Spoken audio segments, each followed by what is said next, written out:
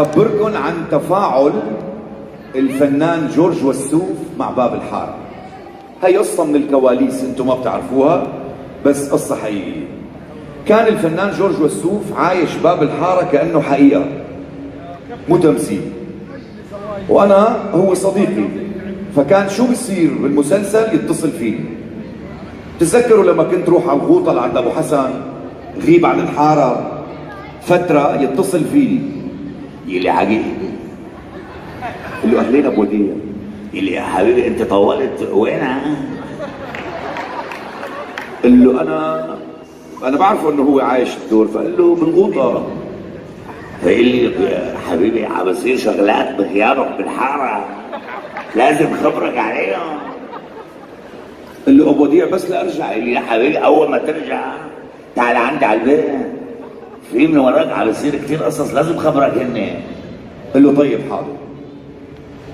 ارجع لعنده يبلش يخبرني الصيف شو عم بيساوي وفلان شو عم بيساوي والى اخره. فمره في مشهد اللي فريال بتعيط على عصام لما يفوت على بيت الحريم، وبيجي انا اكيد تتذكروا المشهد وبضربه كف. هو طلع المشهد انا قاعد عم اتفرج على المسلسل، بيتصل فيني ابو وديع بيقول لي حقيقي ولك هيدا عصام ابن اختك وكيف هيك بطرته كاف؟ قلت له يا ابو وديع لو حتى ابن اختي بس فات على بيت الحريم وهي نحن عندنا ما بتجوز. بيقول لك هو ما فات على بيت الحريم، لك هي فريال هي الكلب بدها تعلقوا معه، لك انت وينك؟ تعال انا بالبيت، تعال عندي لفهمك شو القصه.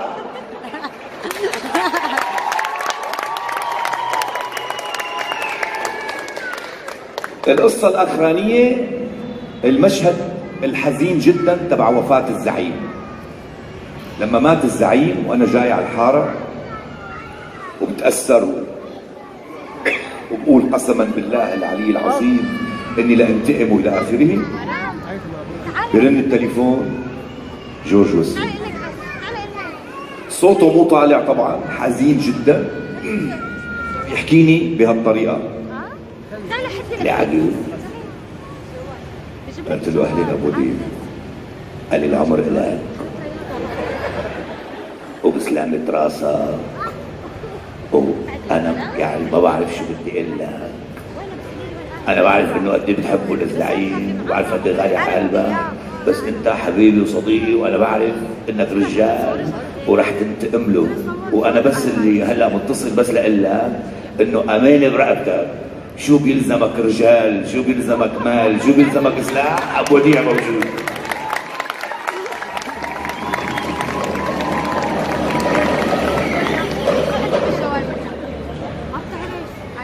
طيب نعملنا شوية مسابقات هيك ونوزع شوية هدايا. جاهزين؟ شو عطاكم ناظم هدايا؟